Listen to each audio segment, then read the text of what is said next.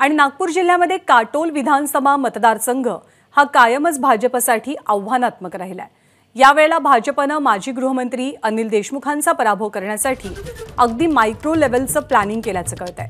देवेंद्र फडणवीस यांनी गाव चलो अभियान काल काटोल विधानसभा मतदारसंघातून सुरू केलं, तर आज देवेंद्र फडणवीस शेतकऱ्यांसोबत हातला गावात चाय पे चर्चा करतात।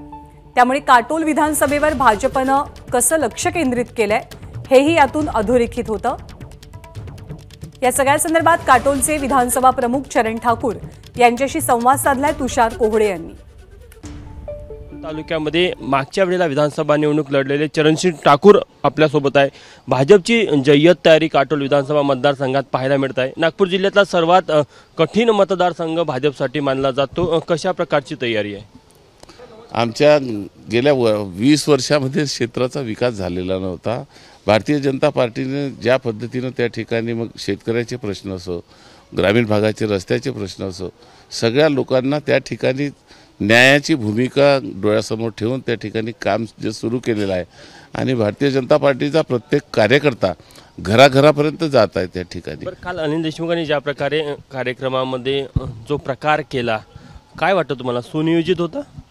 नाही, ते चिडलेले आहे, ते त्यांना थोडंसं आता आत्मक्लेश होत आहे त्या ठिकाणी की मी काही करू शकलेलो नाही आहे आणि जे डोळ्यांना दिसत आहे, जे काही पाहत आहे, त्याच्यामुळे त्यांची ती जी काही प्रतिक्रिया होती ती त्यांच्याप्रती होती।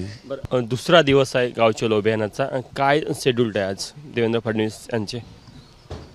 आज साहेब या ठिकाणून दर्शन घेतील आणि काटोलला एक आमचा भाजपचे महामंत्री आहे जिल्ह्याचे, त्यांचे वडील वारले, त्यांच्या घरी जातील आणि घरून मग साहेबांचा पूर्वनियोजित दौरा आहे त्या ठिकाणी आणि नागपूरला हातल्याला एक छोटे कानी चाय पे चर्चा ठेवली। कोणासोबत चाय पे चर्चा करणार आहे? टपरीवाले आहेत, तर त्यांच्यासोबत संवाद साधून मग साहेब पुढे जाणार।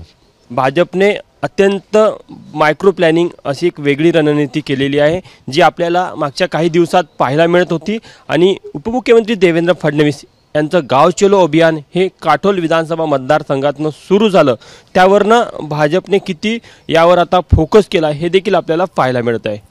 कॅमेरामॅन अतुल हिरडेसह तुषार कोहड़े, एबीपी माझा, नागपूर। एबीपी माझा, उघडा डोळे बघा नीट।